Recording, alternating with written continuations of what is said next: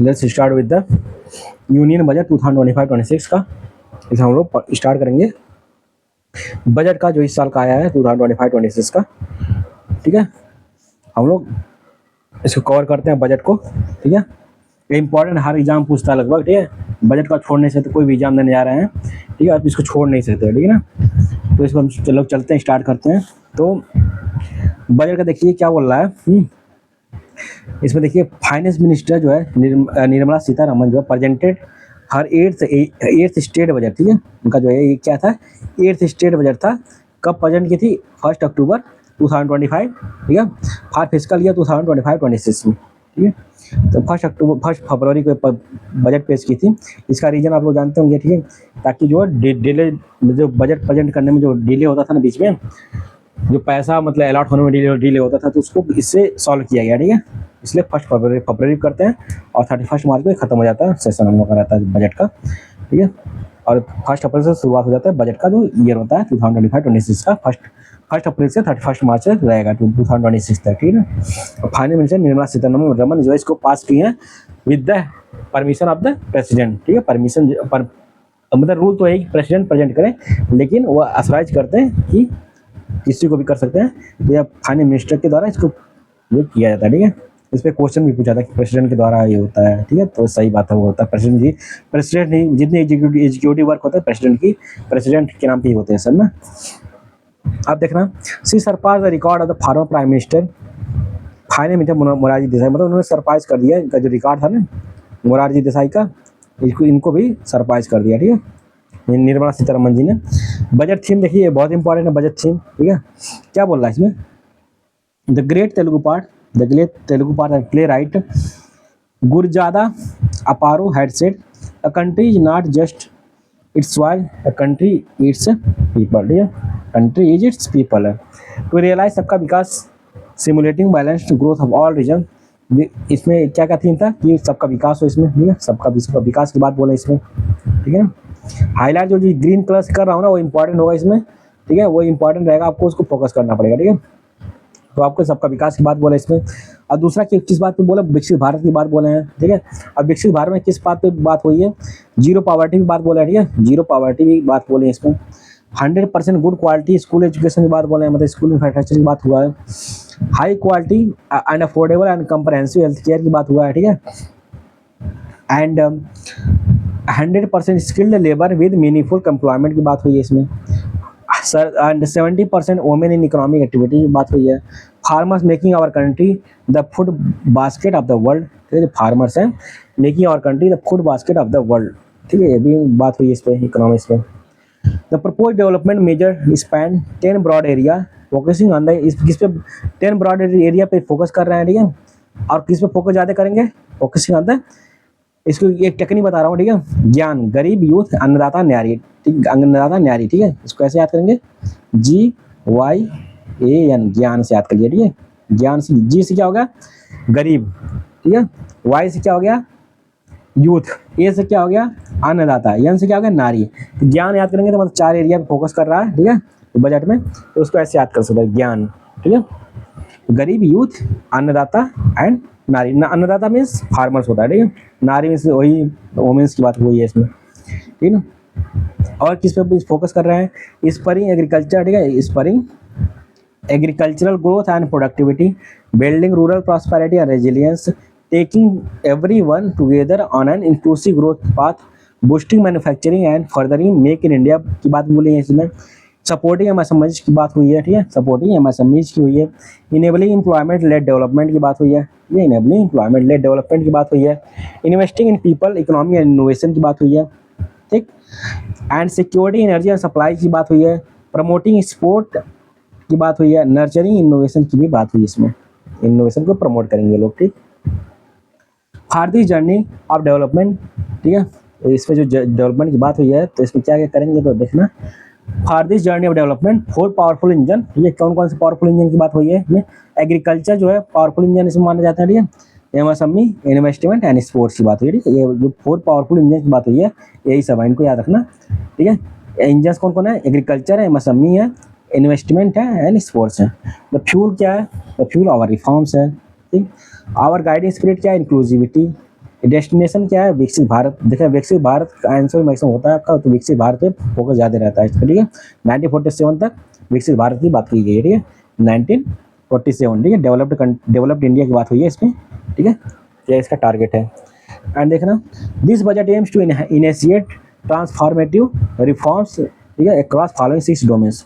6 domains में ये transformative reforms लाएंगे। कौन कौन से सेक्टर में, तो टैक्सेशन की बात हुई है, पावर सेक्टर में लाएंगे, अर्बन डेवलपमेंट लाएंगे, माइनिंग सेक्टर में लाएंगे, financial sector and regulatory reform से इम्प्रूवमेंट लाएंगे, ठीक। एंड देखना, ये विकसित भारत वाला याद रखना, ठीक है। विकसित भारत का आपको याद रखना पड़ेगा, 1947 तक की बात हुई है इसमें, ठीक है ना। और ये हो गया हाईलाइट्स ऑफ द बजट। इसमें देखना सब इंपॉर्टेंट नहीं होता है, कुछ इंपॉर्टेंट रहेगा तो वही मैं हाईलाइट कर दूंगा, और जो फालतू रहेगा मैं उसको स्पीड में ले जाऊंगा, ठीक है। अब देखना क्या बोला, हाईलाइटिंग द बजट। एक्सपेंडिचर की बात हुई, कितना देखना, the government estimated to spend, कितना स्पेंड करने की बात हुई है, 50,065 लाख, ठीक, 50 लाख 65,345, ठीक है। इसको कैसे याद कर सकते हैं कि 50.65 लाख की बात हुई है, ठीक है। 50.65 लाख की बात हुई है, ठीक है। इतने याद रखना है, बस पॉइंट में थोड़ा याद रख लेना, इससे ज़्यादा कंफ्यूज होने की बात नहीं करना, ठीक है। ठीक है, LCR तो लाख करोड़ की बात हुई है, 50.65 लाख करोड़ की बात हुई है, ठीक है। पूरा ये याद नहीं हो पाएगा भाई, एग्जाम में इतना याद रहेगा, ठीक है, क्योंकि अब कुछ याद आता वहाँ पर प्रेशर इतना हाई रहेगा ना, बस इतना याद आएगा कि 50.65 लाख करोड़ की बात हुई है। ये भी याद नहीं रहेगा तो लगभग याद कर लीजिए कि 50 लाख करोड़ की बात हुई है इस बजट में, ठीक है। मतलब ज़्यादा बजट है और पिछले की अपेक्षा हाईएस्ट मतलब अभी तक का है। तो देखना क्या बोल रहा है इसमें, 7.4% हायर है, ठीक है। ये 7.4% हायर है दैन द प्रीवियस वन, ठीक है। 2025 की अपेक्षा 7.4% हायर है। इंटरेस्ट पेमेंट कितना है इसमें, इंटरेस्ट पेमेंट अकाउंट फॉर कितना है, 25.2% है और द टोटल एक्सपेंडिचर का। एंड रेवेन्यू रिसिप्ट कितना है, 37.32% रेवेन्यू रिसिप्ट है। और रिसिप्ट देखना, ठीक है, रिसिप्ट देखना क्या बोल रहा है इसमें, the receipt other than the borrowings in 2025-26, ठीक है, कितना है 34.96, ठीक है, 34.96 लाख करोड़ की बात हुई है, ठीक है। इसको याद रखना, 34.96। रिसिप्ट कितनी है, 34.96 लाख करोड़ है, ठीक है। एंड अबाउट 11, इसको 34 पॉइंट याद रखना भाई, 34.96 की लाख करोड़ की बात हुई है, ठीक है, LCR। एंड कितना हायर है, 11.1% हायर है than the revised estimate. Tax revenue which forms major part of the receipt is also expected to increase by 11% over the revised estimate. मतलब टैक्स रेवेन्यू भी बढ़ा है, ठीक है। टैक्स रेवेन्यू मेजर पार्ट है जो इंक्रीज हुआ है बाय 11%। GDP देखना, ग्रॉस डोमेस्टिक प्रोडक्ट की बात हुई है। गवर्नमेंट है एस्टिमेटेड है नॉमिनल GDP रेट, कितना एस्टिमेट किया है, जितना GDP ग्रोथ रेट 10.1%, गवर्नमेंट जो है 10.1% ग्रोथ। एग्जाम पूछ हुआ है इसलिए मैं हाईलाइट कर रहा हूँ कि PY को पढ़ोगे ना उसमें तो मिल जाएगा भाई आप, यह सब आपको ग्रोथ रेट कितना हुआ है।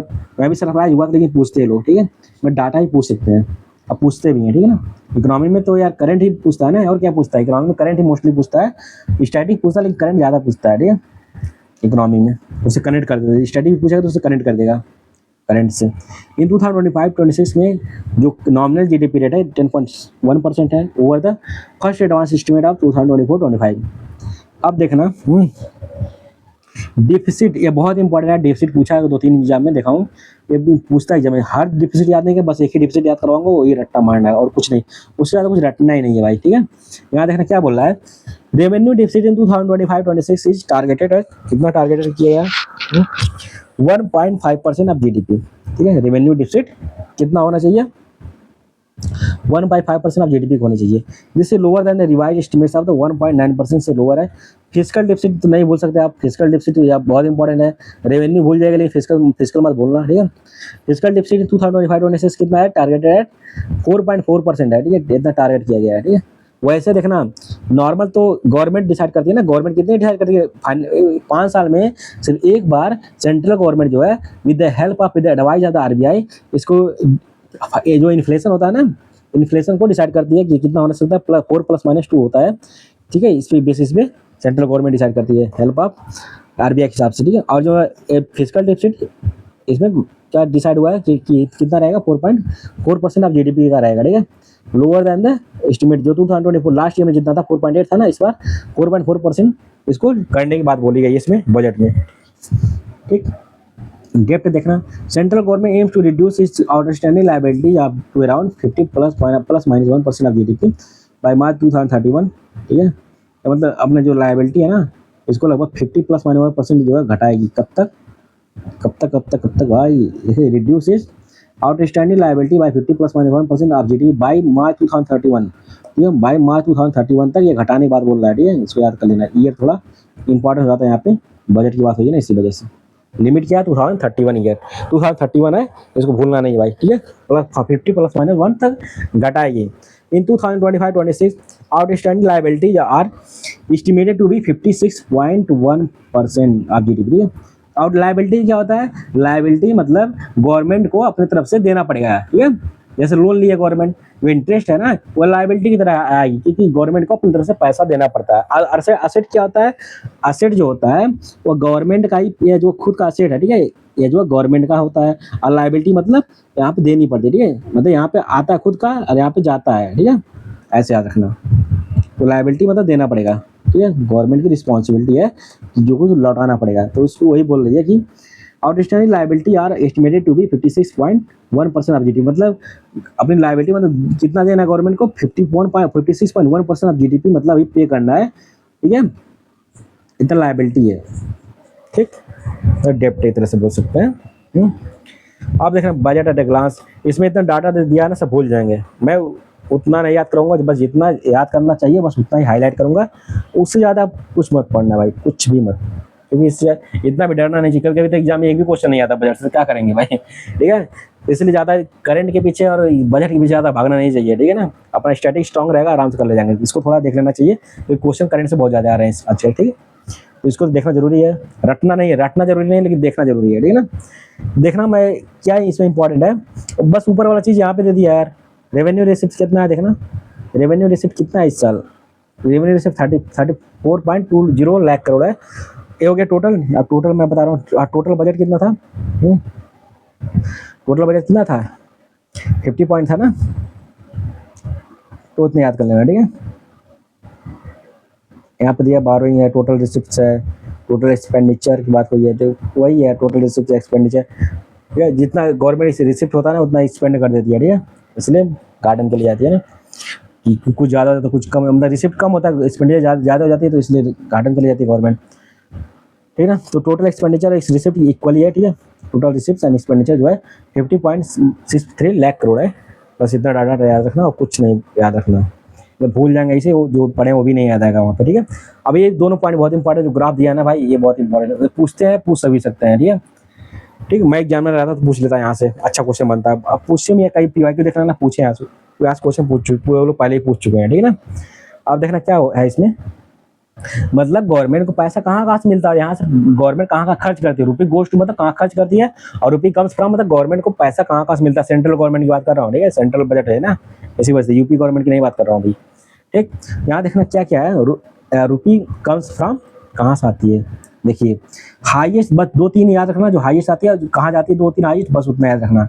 तो सबसे हाईएस्ट जो है कहाँ से आती है बताइए? ये भूलना नहीं भाई, सबसे हाईएस्ट में बारोइंग से आती है। ठीक है, बारोइंग अदर लायबिलिटी 24% आती है। ठीक है, मतलब सबसे ज़्यादा गवर्नमेंट जो है बारोइंग से लेती है, मतलब उधार लेके लेती है। और दूसरे नंबर पे कहाँ से पैसा आती है गवर्नमेंट, कहाँ से मिलती है पैसा? गुड्स एंड सर्विसेज टैक्स से मिलती है। जो GST वाला आया था ना 2017 में इसको स्टार्ट किया गया था GST। 101st अमेंडमेंट था ना, 101st कॉन्स्टिट्यूशनल अमेंडमेंट एक्ट था, तो यही वाला GST है। ठीक है, इसका 279A जो होता है ना, 279A GST काउंसिल का बात होती है। तो इसको तीनों डाटा याद रखना। 2017 में पास हुआ था GST, और 101st कॉन्स्टिट्यूशनल अमेंडमेंट एक्ट था, और 279 है GST काउंसिल की बात होती है। ठीक है, याद रखना। इसके चेयरमैन कौन होते हैं? RBI गवर्नर नहीं होते हैं ना, प्राइम मिनिस्टर होते हैं। इसके चेयरमैन कौन होती है? फाइनेंस मिनिस्टर होते हैं। ठीक है, GST काउंसिल की, तो इसको भूलना नहीं है। ठीक है, तो इसको भूलना नहीं है भाई, भूल मत जाना इसको। ठीक है, अब देखना गुड्स एंड सर्विसेज दूसरा नंबर हो गया। पहला नंबर से कहाँ से है देखिए, पहला नंबर हो गया ये, दूसरा नंबर ये हो गया। ठीक, अब तीसरा नंबर बस 3 ही याद कराऊंगा, उससे ज़्यादा मत याद करना। तीसरा नंबर देखना कहाँ से आते, कॉर्पोरेशन इनकम टैक्स से आते। ठीक है, नहीं एक मिनट, ये दूसरा यहाँ से नहीं है, यहाँ पे देखा इनकम टैक्स आती है, पहला देखा 12 है, लायबिलिटी आती है इनकम, फिर इनकम टैक्स से आती है 22% आती है, ठीक है, इनकम टैक्स से 22% आती है, इनकम टैक्स लगाती है ना, ये अभी तो चेंज भी हुआ है, ठीक है, लगभग ये बोलते हैं कि आपकी यदि सैलरी लगभग 8 लाख से ऊपर रहेगी, ठीक है, लगती थी, अब जो है 12 लाख बोलती है कि इससे ज़्यादा ऊपर रहेगी तो आपको टैक्स देना पड़ेगा, ठीक है ना।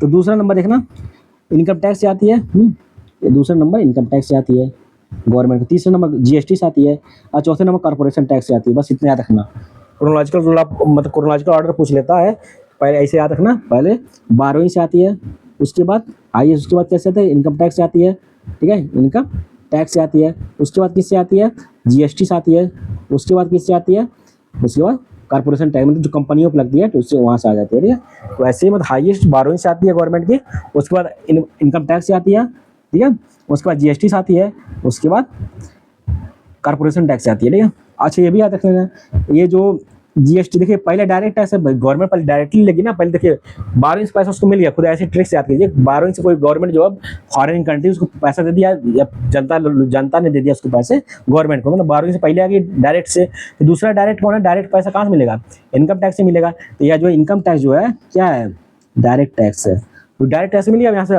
मतलब तुरंत मिल गया पैसा। अब इनका इनडायरेक्ट में कहाँ मिलेगी, इनडायरेक्ट टैक्स से, ठीक है, इनडायरेक्ट टैक्स से, यहाँ से गुड्स एंड सर्विसेज जो टैक्स है इनडायरेक्ट टैक्स है ना, तो यहाँ से मिलेगी।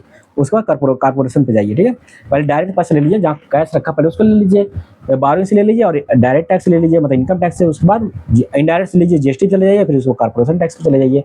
तो ऐसे टेक्निक लगा के आप लोग इसको याद कर सकते हैं, ठीक है ना, आप लोग इसको याद कर सकते हैं, ठीक, जो हाईलाइट किया हूँ बस उतना याद रखना, ठीक, पहले 12वीं से, फिर इनकम टैक्स से, फिर जीएसटी से, फिर कॉर्पोरेशन टैक्स से गवर्नमेंट को इतना पैसा मिलता है, फिर और सब देखिए कहाँ कहाँ का, और सब कस्टम है, इन्वेस्टाइज है, नॉन डिपोर्ट है, ये सब याद करने की जरूरत है, बचा याद कीजिए कि पहले 12वीं से, फिर इनडायरेक्ट टैक्स वाला मतलब, और इनकम टैक्स, फिर इनडायरेक्ट है जीएसटी, फिर वो वाला है कॉर्पोरेशन टैक्स, ठीक।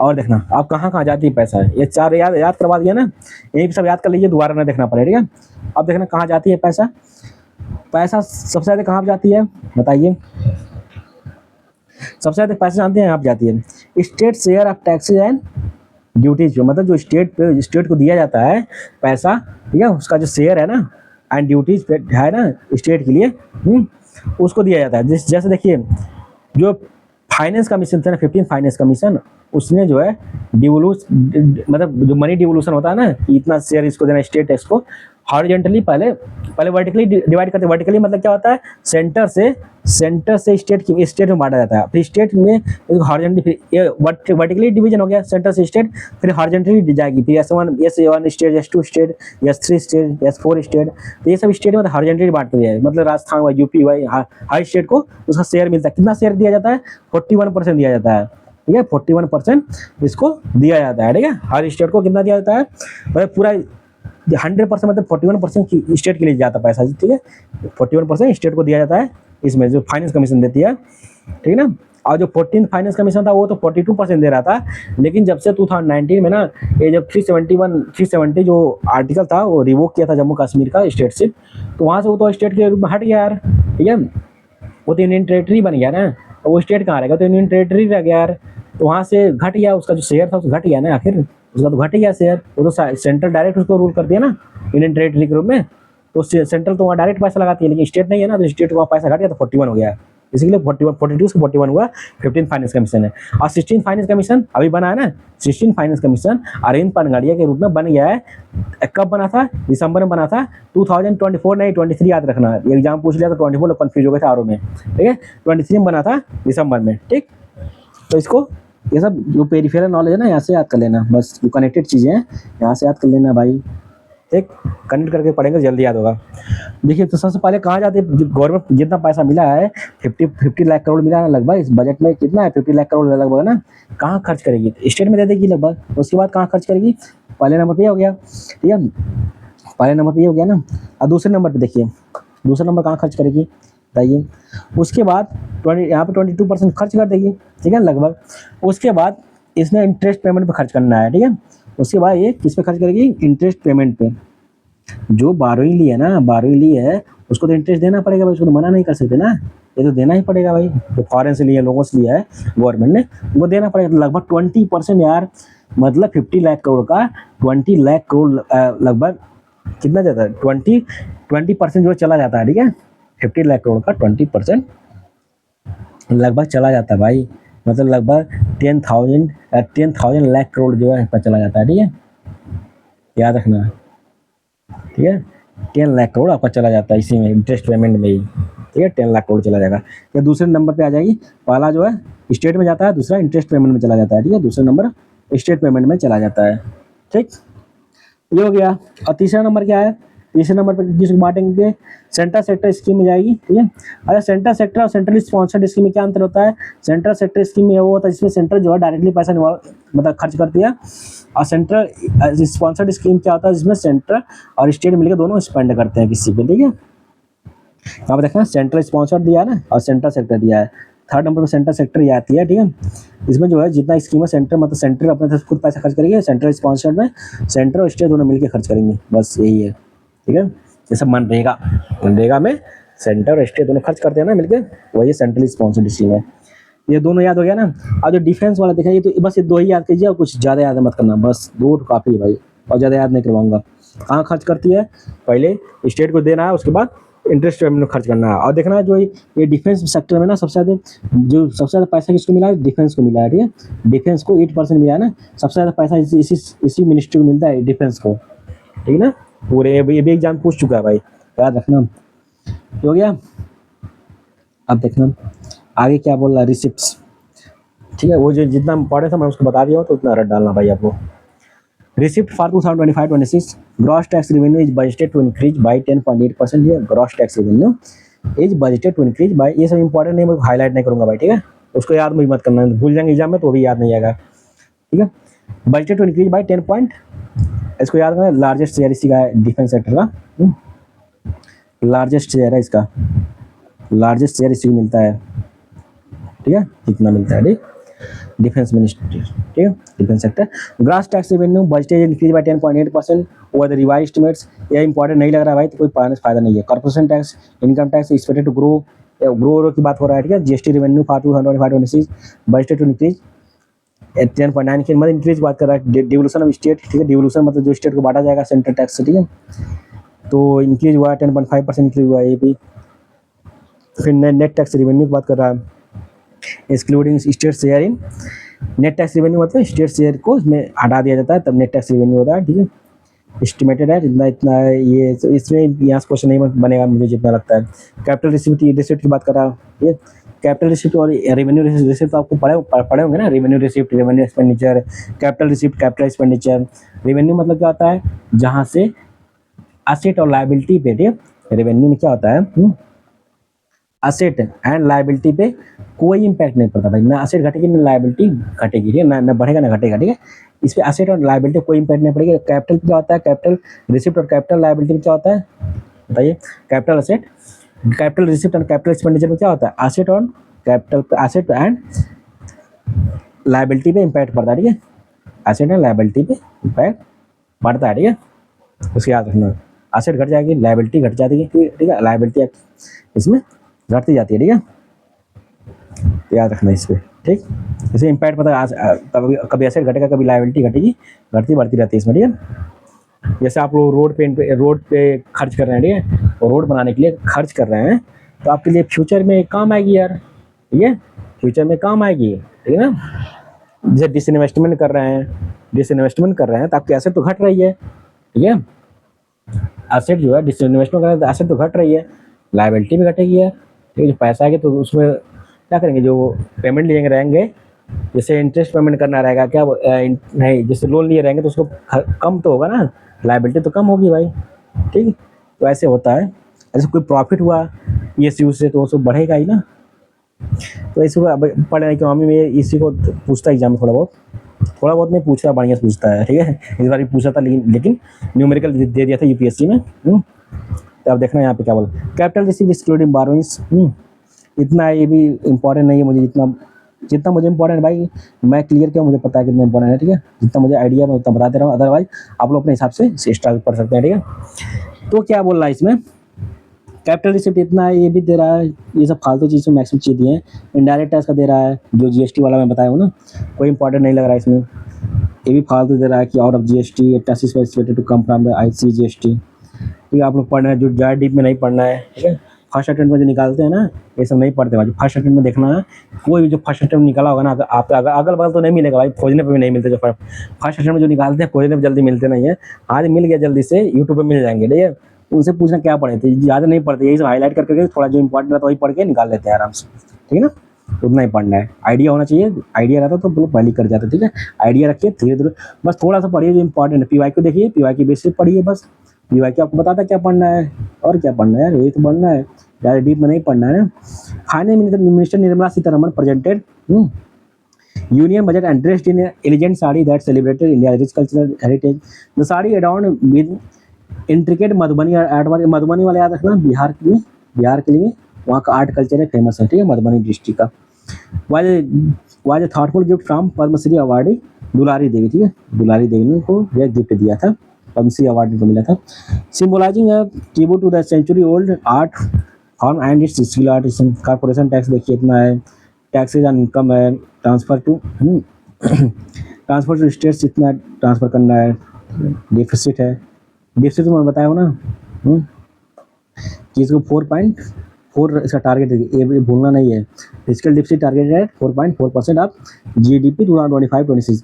इसको आप दीवार पे चिपका लेंगे ना, तभी इसको याद रखना होगा। ठीक है, आप ये पूछता, बहुत बार पूछा एग्जाम में, फिजिकल डिफिसिट टारगेट है 4.4% ऑफ जीडीपी। ठीक है, मतलब फिजिकल डिफिसिट मतलब क्या है, एक्सपेंडिचर हाई है, गवर्नमेंट का एक्सपेंडिचर हाई है और रिसिप्ट कम है, बस सिंपल। ठीक है, यही इसमें दे रहा है और क्या दे रहा है। Lower than the revise estimate, मतलब लास्ट ईयर से कम है, मतलब इस बार deficit. In account of higher growth in receipt at 11.1% as compared to the expenditure growth at 7.4%. GDP growth estimate, ठीक है, the nominal GDP is estimated to grow at rate of 10.1% in 2025-26. ठीक है, तो nominal GDP is estimated to growth। बस ये नहीं पूछेगा भाई जितना, I don't think they will ask।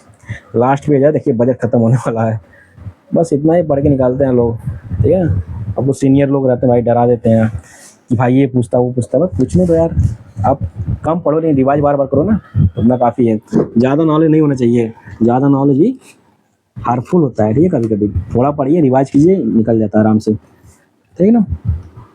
Expenditure by ministry, ठीक है, एक्सपेंडिचर बाय मिनिस्ट्री। अब लोग पूछेंगे भाई तुम्हारा निकला, कहाँ पे निकला था भाई इसी बार। ठीक है, फ्री निकला था बस।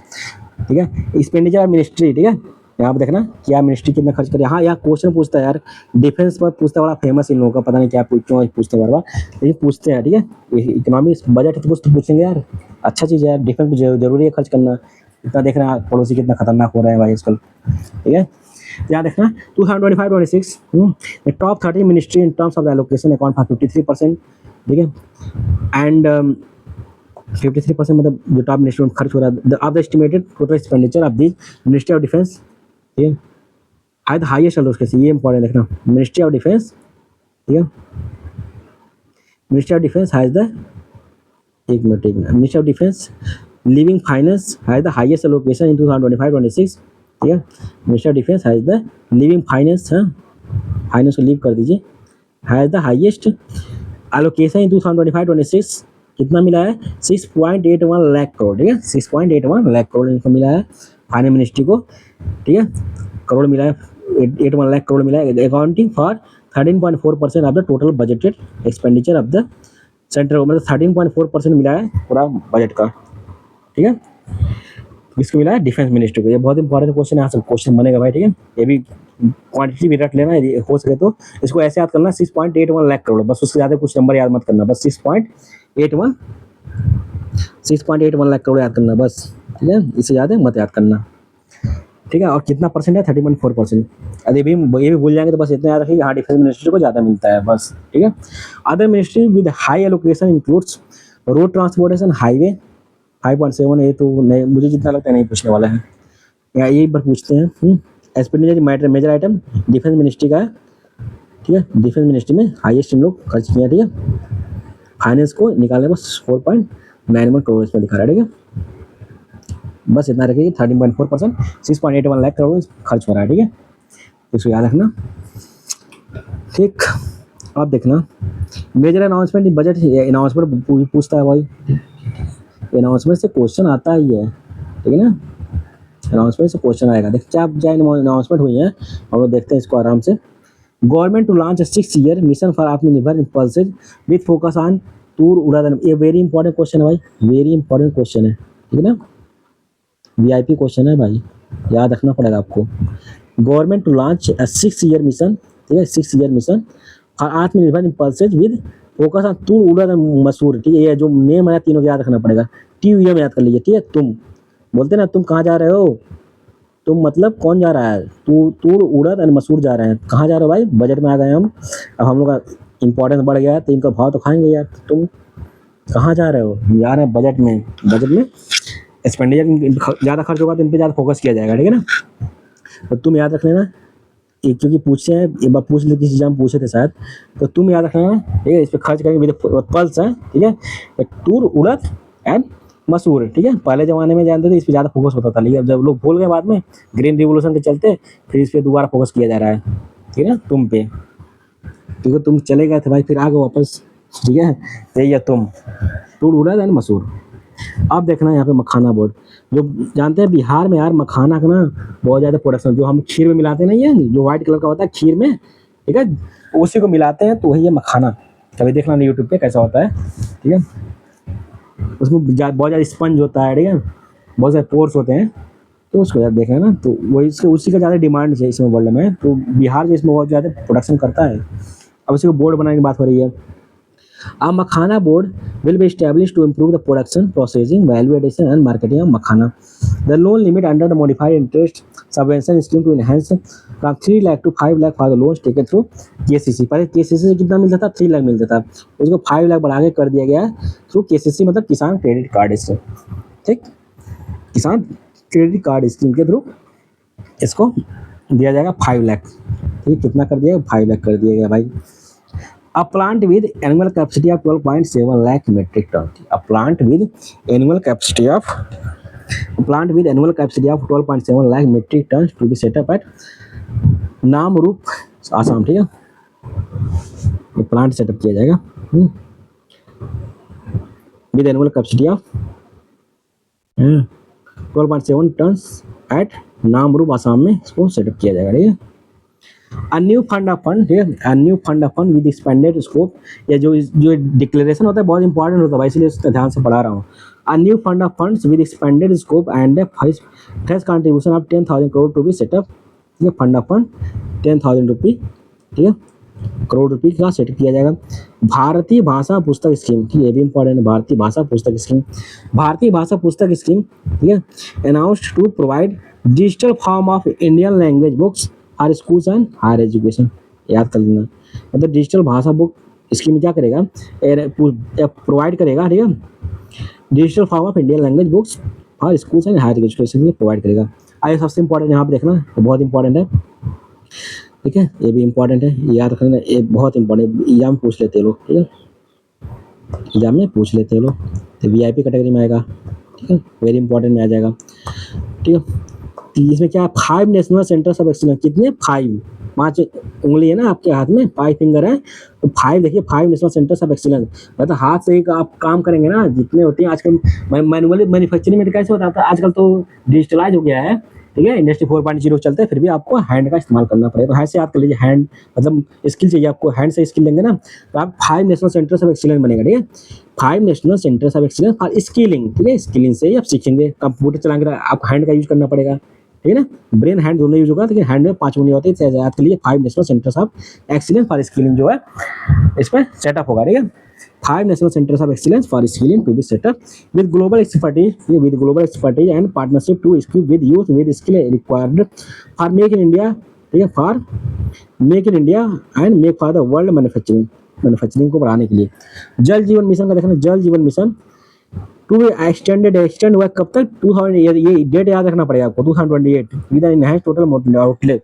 जल जीवन मिशन कब तक एनहांस किया गया, 2028 का, ठीक है ना, 2028 तक इनहेंस कर दिया गया है, ठीक। अर्बन चैलेंज फंड, ये भी याद रखना, अर्बन चैलेंज फंड क्या बोल रहा है इसमें, urban challenge fund of 1 lakh crore announced 1 lakh crore announced to implement the proposal for cities as a growth hub. ये creative redevelopment of cities and water and sanitation announced in July budget, an allocation of 10,000 crore for 2025-26. Maritime Development Fund भी establish किया गया है। इसमें establish किया गया maritime development fund. Maritime development fund with corpus of 25,000 crore will set up with up to 49% contribution by the government. 49% जो है government इसको कंट्रीब्यूट करेगी इसमें, ठीक है। And the balance from ports and private sector भी इसमें कंट्रीब्यूट करेंगे मैरीटाइम डेवलपमेंट के लिए, ठीक है। जैसे एक अदानी पोर्ट ने खोला है ना वहाँ पे केरला में, ठीक है, वहाँ पे केरला में तिरुवनंतपुरम में वहाँ पे एक डीप सी वहाँ पे खुला है, पोर्ट खुला है, ठीक है, इंडिया का पहला सेमी ऑटोमेटेड, ठीक है, पोर्ट खुला है। तो वो भी तो ट्रिपल बी मॉडल खुला है, तो इसे वही से प्रमोट करिए गवर्नमेंट मैरीटाइम डेवलपमेंट फंड के लिए। अब देखिए green field airport in Bihar, ठीक है, ग्रीन फील्ड जो बिहार में एग्जाम दे रहे हैं उनके लिए ये है, ठीक है। फिर यूपी में पूछ सकता है, पीछे से एग्जाम होने वाला है ना, तो वहाँ पे पूछ सकता है। Green field airport in Bihar, green field airports announced for Bihar, ठीक है। In addition to the expansion, Bihar में अनाउंस्ड हुआ है फॉर बिहार के लिए, for to the expansion of the capacity of Patna airport, इसका expansion of the capacity of the इसका Patna airport का, ठीक। And brownfield airport to Bihar, ठीक है, and brownfield airport to Bihta, ठीक है। ब्राउनफील्ड है ये बिहाटा का, ठीक है, ब्राउनफील्ड एयरपोर्ट टू बिहाटा, ठीक है, बिहाटा का है ये, ठीक है, ये बिहाटा का है। वेस्टर्न कोसी कैनाल प्रोजेक्ट, ठीक है, ये जो बिहाटा का ब्राउनफील्ड बिहाटा का है, और एक जो एक्सपेंशन ऑफ द पटना कौन है, ये जो है क्या है, ग्रीन फील्ड है। ग्रीन फील्ड मतलब क्या होता है, जो एकदम नया नया बनाना रहता है उसको ग्रीन फील्ड बोलते हैं। और ब्राउन फील्ड या मान लीजिए कोई फैक्ट्री है बंद हो गई है, फिर से उसको रिनोवेट करके रिफर्बिश करके उसको स्टार्ट करना, उसको ब्राउन फील्ड बोलते हैं। जैसे कोई एयरपोर्ट है वो बंद हो गई है, ठीक है, और फिर से उसको चालू करना, तो वो उसमें पैसा भी लगेगा ना चालू करने के लिए, तो उसमें ब्राउन फील्ड हो गया समझ लीजिए। फिर से बनाना, रेनोवेट करना, तो ब्राउन फील्ड हुआ। ग्रीन फील्ड में तो कोई नया लैंड है, जमीन है, गवर्नमेंट प्रोवाइड करे आपको, वहाँ पे आपने नया एयरपोर्ट बनाई है, तो ग्रीन फील्ड हो गया, बस सही है। वेस्टर्न कोसी कैनाल प्रोजेक्ट क्या बोल रहा है इसमें, western Kosi canal project in Mithilanchal, ठीक है, western Kosi canal project in Mithilanchal की बात किया है इसमें। Western Kosi canal project in Mithilanchal, financial support for the western Kosi canal project in Bihar में ये है, ठीक है। फिर डायरेक्ट टैक्स देखिए ना, नो पर्सनल इनकम, ठीक है, ये बहुत इंपॉर्टेंट है, ये भी देखना है। No personal income tax payable up to income of 12 lakh, यदि कोई 12 लाख जो है कमा रहा है, ठीक है, पर ईयर एक साल में, या एवरेज इनकम ऑफ 1 लाख पर month other than the special rate income such as the capital gains under the new regime, मतलब कोई इसको इनकम टैक्स नहीं देनी पड़ेगी, वह यदि वह 12 लाख रुपए कमा रहा है, ठीक है, ईयरली या 1 लाख पर मंथ कमा रहा है, तो उसको कोई टैक्स नहीं देनी पड़ेगी। दिस लिमिट विल भी कितना 12.75 लाख मतलब मिलेगी फॉर सैलरीड पर्सन के लिए, क्योंकि due to standard reduction for 75,000 मतलब उसको एक्स्ट्रा रिडक्शन मिल जाएगा, तो सैलरीड पर्सन है ना उनके लिए, ठीक, हाँ सैलरी टैक्स, ठीक, जो गवर्नमेंट में है उनके लिए है। The revenue of about 1 lakh crore in direct taxes will be foregone, 1 lakh crore जो है डायरेक्ट टैक्स में वो माफ कर दिया जाएगा, ठीक है, रेवेन्यू ऑफ, तो इसके थ्रू मतलब कितना जाएगा, 1 लाख करोड़ चला जाएगा, ठीक है। रिवाइज टैक्स स्ट्रक्चर देखिए क्या दिया इसमें, रिवाइज टैक्स स्ट्रक्चर में, in the new tax regime the revise tax structure will be as follows old VS new, ठीक है। बस जितना हाईलाइट कर दो बस उतना इंपॉर्टेंट है, ये तो हमको नहीं लेता, यहाँ से कोई इतना पूछेगा। तो देखिए बेसिक एक्सपेंडिचर लिमिट क्या है, 2.5 लाख से 4 लाख है यहाँ पे, ओल्ड वीएस न्यू वाला, मतलब ये ओल्ड है और ये न्यू है। तो 5 लाख से 12 लाख हो गया इसमें, 12 लाख तक मतलब कोई आपको टैक्स नहीं देने पड़ेगी, ये बेसिक एग्जेप्शन रहेगी। आपको 4 लाख तक बेसिक एग्जेप्शन है, 12 लाख तक तो पहले 5 लाख था, लिए आप 12 लाख तक आपको यहाँ पे मिल गया आपको छूट। स्टैंडर्ड डिडक्शन जो सैलरी मतलब गवर्नमेंट में जो सैलरी मिल रही है तुमको 75,000 एक्स्ट्रा रिबेट मिलेगी, ठीक है। यहाँ पे अब देखना यहाँ पे इनकम टैक्स स्लैब क्या है, यहाँ पे देखना, पहले तो नील था, जीरो था, 5%, 10%, 30% था, अब कितना है, नील था 5%, 10%, 15%, 20%, 25%, ठीक है, 30%, 25% जो लायक रहेंगे उनका 30% लगेगा। मैक्सिमम टैक्स कितना देना पड़ता है? 30%। जो मुकेश अंबानी है ना, उनको मैक्सिमम 30% टैक्स देना पड़ता है। यदि उसके ऊपर जितना भी कमाए वो 30% ज़्यादा नहीं लगेगा, ठीक है। 24 लाख के ऊपर 30% टैक्स लग रहा है। यदि 24 करोड़ या 24 कितना भी कमाए, उनका कोई ज़्यादा, उससे ज़्यादा टैक्स नहीं ले सकती गवर्नमेंट, ठीक है। हर चीज़ की लिमिट होती है ना।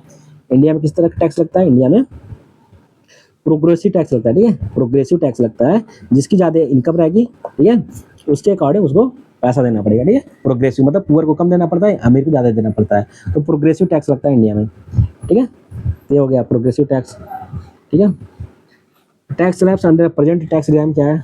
प्रेजेंट टैक्स रिजाइम में क्या है? नील है, 3 लाख तक नील है, 5% 7 लाख तक देना पड़ता है, ठीक है। 3 से 7 लाख, 10%। ये सब यहाँ तक पूछना नहीं पड़ेगा, हमें तो जितना बताता हूँ बस, जितना हाईलाइट करते हो यार, ये हाईलाइट कर देना ऊपर वाला कि 2 लाख तक देना नहीं पड़ेगा, बस उतना याद रखना। और यहाँ पे याद रखना कितना स्लैब कहाँ से कहाँ तक है। 0 से 4 नील है, 4 से 8 5% है, 8 से 12 10% देना पड़ेगा, 12 से 16 15%, 16 20 20% देना पड़ेगा, और 20 से 24 लाख तक आपको 25%, एवर 24 लाख 30% देना पड़ेगा। बस इतना याद रखना और कुछ नहीं, ज़्यादा नहीं याद करना है, ठीक है। ये सब तो याद ही नहीं होगा, एग्जाम में याद कर लेंगे तो बहुत बड़ी बात है, जीत होगी आपकी, ठीक है ना। पहले तो 50 लाख से ऊपर रहा था 30% देना पड़ता था, अब जो है 4 लाख से ऊपर रहेगा तब आपको देना पड़ेगा, ठीक है। तो हम लोगों ने खत्म कर लिया है बजट को, ठीक है। बजट को हम लोगों ने खत्म कर लिया, ठीक है। बजट को हम लोगों ने खत्म कर लिया है। अब हम लोग जो है पढ़ेंगे इकोनॉमिक सर्वे का, ठीक है। इकोनॉमिक सर्वे को हम लोग इसके बाद पढ़ते हैं, ठीक है। बजट को खत्म कर लिया, हम लोग इकोनॉमिक सर्वे को पढ़ते हैं, ठीक। तब तक 2 मिनट का ब्रेक लिया जाए, ठीक है। उसका हम लोग इकोनॉमिक सर्वे पढ़ लेते हैं, तब तक पानी नहीं पी लीजिए, ठीक।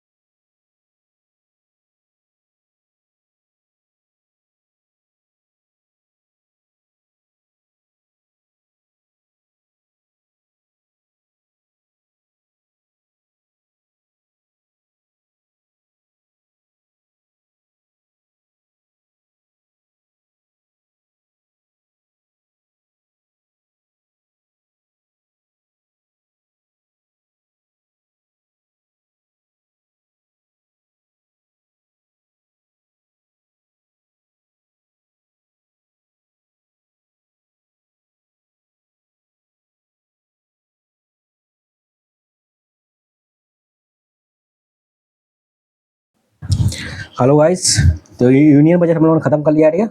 यूनियन बजट खत्म कर लिया है। अब हम लोग स्टार्ट करते हैं, ये थोड़ा बचा है यहाँ पे। इकोनॉमिक सर्वे थोड़ा हम लोग पढ़ लेते हैं, ठीक है। इसी में खत्म कर लेते हैं, क्योंकि union budget and economic survey जो है इंपॉर्टेंट होता है सेंट्रल लेवल का, ठीक है। तो जितना जितना मैं हाईलाइट किया हुआ उतना बताऊंगा, उतना इंपॉर्टेंट है, उससे ज़्यादा कुछ भी मत पढ़ना, जो ज़्यादा दिमाग नहीं लगाना एग्जाम में, ये थोड़ा ही पढ़ना है और रिवाइज करना है बस, ठीक है। जितना हाईलाइट किया हुआ 2 पेज में है ना, बस 5 मिनट में खत्म हो जाएगा अभी, ठीक है ना। जितना हाईलाइट किया हूँ बस उतना ही पढ़ना है, ठीक। अब देखना, India is expected to grow, ठीक है, 6.4%, ठीक है। 6.4% जो है ग्रो करने की बात की है फाइनेंशियल 2025 में, जो हम लोग चल रहा है इसमें, उसमें 6.4% ग्रो करने की बात की है। और एग्रीकल्चर पोस्टेड है 3.8% ग्रोथ की बात इसमें की गई है एग्रीकल्चर की, ठीक है। Added by record kharif output, good monsoon and rising rural demand. Industry grew कितना किया है? 6.2% ग्रीव किया है, ठीक है। और सर्विस कितना एक्सपेंड है? मतलब सर्विस जो है ज़्यादा एक्सपेंड किया है, पहले जो एग्रीकल्चर कम किया है, फिर उसके बाद इंडस्ट्री किया है, सबसे ज़्यादा कौन किया है एक्सपेंड? सर्विस सेक्टर किया है, सर्विस एक्सपेंडेड टू 7.2%, ठीक है। अब देखना इंडिया मर्चेंटाइज, ठीक है। इंडिया मर्चेंटाइज इंपोर्ट्स रोज बाय 5.2%, ठीक है। इंडिया का मर्चेंटाइज मतलब जो गुड्स का इस इंपोर्ट करते हैं, ठीक है। सर्विस का नहीं है, तो मर्चेंटाइज मतलब गुड्स होता है, ठीक है। कंफ्यूज मत होना इसमें, गुड्स अलग होता है, मर्चेंटाइज अलग होता है इसमें। मर्चेंटाइज मतलब गुड्स, ठीक है। गुड्स मतलब जो वस्तुएं होती हैं, तो India mercantile imports rose by 5.2% में बढ़ी हैं, ठीक है, इतना बढ़ी हैं, इतना इम्पोर्ट हुआ है, मतलब बढ़ी है 5.2% बढ़ी है, ठीक है, leading to widen trade and deficit, मतलब इससे डिफिसिट बढ़ा है, ठीक है। और रेमिटेंस देखिए, रेमिटेंस इंडिया का सबसे ज़्यादा, इंडिया को सबसे ज़्यादा रेमिटेंस मिलता है भाई, ठीक है, इंडिया स्टेटस है द लार्जेस्ट रिसिपेंट ग्लोबली, ठीक है ना, इंडिया का सबसे ज़्यादा रेमिटेंस, मतलब जो फॉरेन में हम लोग के इंडियन रहते हैं ना, इंडियन सिटीजन्स फॉरेन में रहते हैं, कमाते हैं, तो वहाँ से जो पैसा भेजते हैं अपने घर वालों के लिए, तो वही रेमिटेंस के रूप में आता है, इंडिया में खर्च होता है ना, तो इंडिया का डेवलपमेंट होता है, उसको रेमिटेंस बोलते हैं, मतलब पूरे वर्ल्ड में सबसे ज़्यादा इंडिया को रेमिटेंस मिलता है। एंड देखना और क्या बोल रहा है, कोर इन्फ्लेशन का पता होना चाहिए कि इसमें से जो फूड एंड फ्यूल होता है ना, उसको घटा देते हैं, कोर इन्फ्लेशन में से जितना भी इन्फ्लेशन है उसमें से फूड एंड फ्यूल घटा देंगे तो आपको कोर इन्फ्लेशन मिल जाएगा, या पूछता है एग्जाम में आराम से पूछ लेता है कोर इन्फ्लेशन क्या होता है, इन्फ्लेशन क्या होता है, प्राइमरी इन्फ्लेशन क्या होता है, तो यही होता है, ठीक है। कोर इन्फ्लेशन मतलब एक्सक्लूडिंग फूड एंड फ्यूल को घटा देंगे, बस इतना जानिए।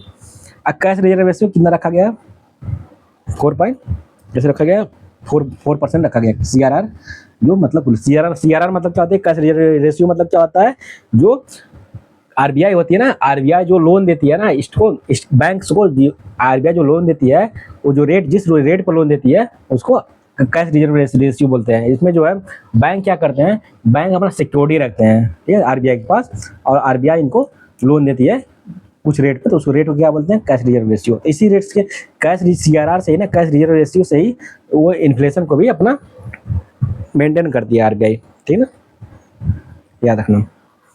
अच्छा, इन्फ्लेशन कौन डिसाइड करता है यार, कोई बताएगा, इन्फ्लेशन कौन डिसाइड करता है?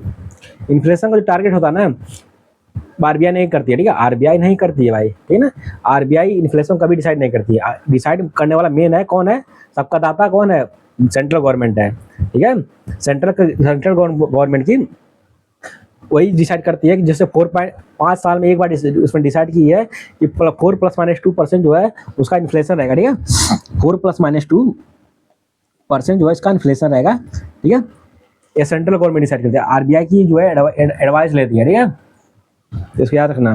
कैबिनेट कमेटी वहाँ की होती है इकोनॉमिक अफेयर, कैबिनेट कमेटी यानी इकोनॉमिक अफेयर्स, कैबिनेट कमेटी यानी इकोनॉमिक अफेयर जो है, यही सब MSP जो है और ये इन्फ्लेशन जो है ये सब डिसाइड करते रहते हैं, ठीक है ना, ये भी एग्जाम में पूछता है, आरबीआई करती है, आरबीआई रेपो रेट डिसाइड करती है, कैश CRR डिसाइड करती है, ठीक है, कि इतना पैसा हम लोग को रखना पड़ेगा, ठीक है, रेपो रेट मतलब इसमें लोन जितना देती है ना, रेपो रेट में जो आरबीआई जो है लोन देती है सेंट्रल बैंक को, कैश रिजर्व रेशियो मतलब CRR मतलब जितना जो है इतना रखना पड़ेगा, ठीक है, आरबीआई के पास जो है कैश में, ठीक है, आरबीआई में देखा कैश लिखा ना, कैश में बैंक को आरबीआई के पास कुछ फिक्स्ड पैसा रखना पड़ता है, ठीक है, इसमें जो है फिक्स्ड पैसा आरबीआई के पास रखना पड़ता है, ठीक है ना, इसमें जो है बैंक को कोई टैक्स नहीं मिलता है, लेकिन हाँ रिवर्स रेपो रेट में बैंक्स को टैक्स मिलता है, ठीक है, याद रखना। तो थोड़ा उल्टा हो जाए, रेपो रेट ये सब जो है मॉनेटरी पॉलिसी कमेटी होती है, MPC ना, जो MPC होती है वो सब डिसाइड करती है रेपो रेट का, फिर कैश रिजर्व रेशियो का, ये सब डिसाइड कर, आरबीआई सब डिसाइड करती है कितना रखना पड़ेगा आपको। बैंक जो पैसा रखते हैं कैश में ही रखेंगे, इसमें और किसी में नहीं रख पाएंगे, ठीक है ना, दोस्तों याद रखना, कैश रिजर्व रेशियो 4% आपको रखना पड़ेगा, ठीक है। अच्छा, रिड्यूस का मतलब क्या हुआ, ये भी थोड़ा जान लो जी यार, क्या हुआ रिड्यूस का मतलब, रिड्यूस किया 4.5% से 4% रिड्यूस किया, इसका मतलब क्या हुआ, ये इसका मतलब ये हुआ कि अब जो बैंक को कम पैसा रखना पड़ेगा आरबीआई के पास, ठीक है, ये क्योंकि इससे जो है इन्फ्लेशन डिसाइड करती है ना, मान लीजिए यदि रेट जो 4.5% रहेगा, मान लीजिए रेट जो 4.5% है, तो क्या होगा, बैंक्स को आरबीआई के पास ज़्यादा पैसा रखना पड़ेगा, और बैंक के पास कम पैसा बचेगा, बैंक के पास कम पैसा बचेगा तो लोगों को एक कम ही पैसा लोन देगी, जब कम पैसा लोन में देगी तो कैसे डेवलपमेंट होगा, ज़्यादा डेवलपमेंट नहीं हो पाएगा ना, जो इंडस्ट्री या लोन लेना रहेगा तो कम ही ले पाएंगी, इससे जो इंटरेस्ट रेट वो भी हाई रहेगा, कम पैसा रहेगा तो गवर्नमेंट बैंक जो है हाई रेट पे देंगे ना, तो इससे जो है डेवलपमेंट, इकोनॉमिक डेवलपमेंट नहीं हो पाएगा उतना ज़्यादा, इंडस्ट्री जो है ज़्यादा पैसा नहीं ले पाएंगे लोन में, ठीक है, बैंक को दे नहीं पाएंगे ज़्यादा, तो कम पैसा रहेगी। अब देखिए घटा दिए 4% का मतलब क्या हुआ, बैंक्स जो अब जो है बैंक्स को 4% रखना पड़ेगा आरबीआई के पास, ठीक है, ये सब इन्फ्लेशन को कंट्रोल करने की बात कर रही है आरबीआई, अपना एजेंडा ऑपरेशन जो है लगाइए, ठीक है, तो 4% रखेगी आरबीआई का, जो बैंक है 4% रखेंगे, क्या होगा, बैंक के पास ज़्यादा पैसा बचेगा, ठीक है, जब ज़्यादा पैसा बचेगा तो ज़्यादा लोन देगी यार, जो बिजनेसमैन है, लोकल पीपल हैं, उनको ज़्यादा लोन मिलेगा तो ज़्यादा खर्च करेंगे यार, इकोनॉमिक डेवलपमेंट होगा इससे, ठीक है। तो इकोनॉमिक डेवलपमेंट के लिए ये सब खर्च करती है, ठीक है। ये सब कैश रिजर्व रेशियो होता है, एक स्टैच्यूटरी लिक्विडिटी रेशियो होता है, कि एसएलआर भी होता है, इसी का भाई छोटा भाई है, ठीक है। एसएलआर भी इसका छोटा भाई है कैश रिजर्व रेशियो का, जिसमें क्या होता है, बैंक को मतलब वो आरबीआई डिसाइड करती है कि आपको कितना पैसा रखना पड़ेगा, बैंक को खुद अपने पास रखना पड़ता है एसएलआर, ठीक है। बैंक को खुद अपने पास एसएलआर रखना पड़ेगा, स्टैच्यूटरी लिक्विडिटी रेशियो, जिसमें क्या होता है, आप कैश में भी रख सकते हैं, गोल्ड में भी रख सकते हैं, या कोई भी आपका जो प्रोविजन है उसमें रख सकते हैं, ठीक है। तो एसएलआर होती है, इसमें भी डिसाइड करती है कितना रखना है। अरे खर्च नहीं कर सकती, मान लीजिए कोई बैंक फेलियर हो गया, कोई अनफॉर्सिंग केसेज हो गया, इसमें लोग पैसा तुरंत मांगने लगे ज़्यादा, ताकि वहाँ से एसएलआर से दे सके ना बैंक, जो आप उन लोगों को दे सके, मतलब तुरंत आ गए, कोई ज़्यादा डिमांड किस चीज़, कोई पैसे ज़्यादा डिमांड हो गई तो वहाँ से एसएलआर से दे सके, इसलिए वो एसएलआर को रखना पड़ता है, स्ट्रक्चरल लिक्विडिटी रेशियो बोलते हैं उसको, ठीक है। ये सब आप लोग स्टार्टिंग में पढ़ेंगे यार, यहाँ से बस इकोनॉमिक सर्वे पढ़ लीजिए, काम खत्म हो जाएगा, ठीक है। ये हो गया।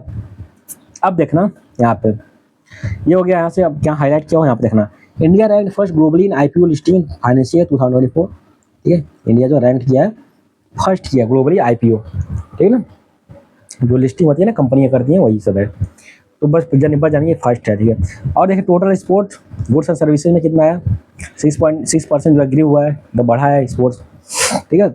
लेकिन यार एक्सपोर्ट तो बढ़ा है 6%, लेकिन इम्पोर्ट्स देखना कितना बढ़ा है, 6.9% बढ़ा है। तो क्या होगा भाई, इम्पोर्ट बढ़ रहा है आपका 6.9% से, और एक्सपोर्ट जो है 6% में बढ़ा है। घाटा कितना हुआ, 0.9% जो आपको एक्स्ट्रा पैसे देना पड़ रहा है फॉरेन कंट्री को, ठीक है। 0.9% एक्स्ट्रा पैसा देना पड़ रहा है फॉरेन कंट्री, मतलब आपका डिफिसिट जाएगा, क्या जाएगा, डिफिसिट होगा इसका, 0.9% जो है डिफिसिट होगा। इसलिए देखे तो इंडिया जो है डिफिसिट में रहती है ना मोस्टली, इसको कम करने की बात की जा रही है। अब कहाँ हाईलाइट किया देखा यहाँ पर, higher trade deficit of 6.88 lakh जो है, हायर ट्रेड डिफिसिट हो रहा है, 6.88 लाख की डिफिसिट हो रही है।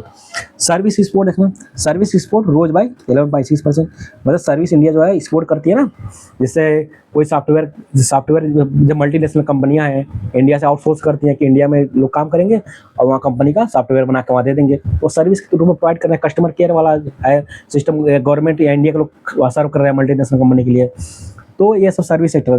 यहाँ सॉफ्टवेयर बना के दे रहे हैं फॉरेन कंट्री को, तो ये भी सर्विस सेक्टर हुई। तो कितना एक्सपोर्ट हुआ है, 11.6% हुआ, ठीक है। ये अच्छी बात है यार, इंडिया सर्विस सेक्टर बहुत अच्छा है, मतलब इसमें मैन्युफैक्चरिंग पे भी फोकस करना है और एग्रीकल्चर पे फोकस करना है इसमें, ठीक है।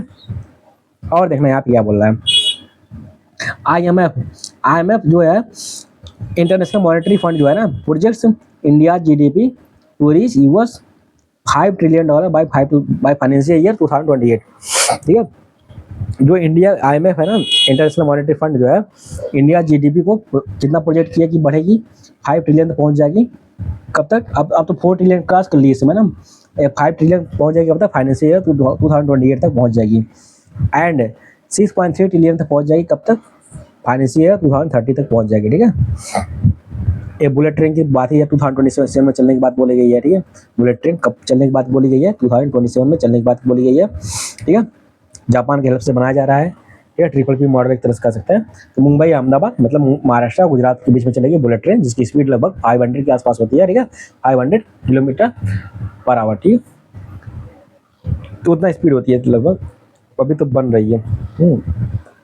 एंड देखिए सोलर एनर्जी कितना कंट्रीब्यूशन है, कंट्रीब्यूटिंग टू 97.8 गीगावाट जो है कंट्रीब्यूट कर रही है, ठीक है। यहाँ पे देखना, बस हम लोग खत्म करने वाले हैं सर्वे को। जल जीवन मिशन का देखना क्या है, जल जीवन मिशन, ठीक है, जल जीवन मिशन, ठीक है, 79.9 अब कितना है, क्या है देखना है यहाँ पे,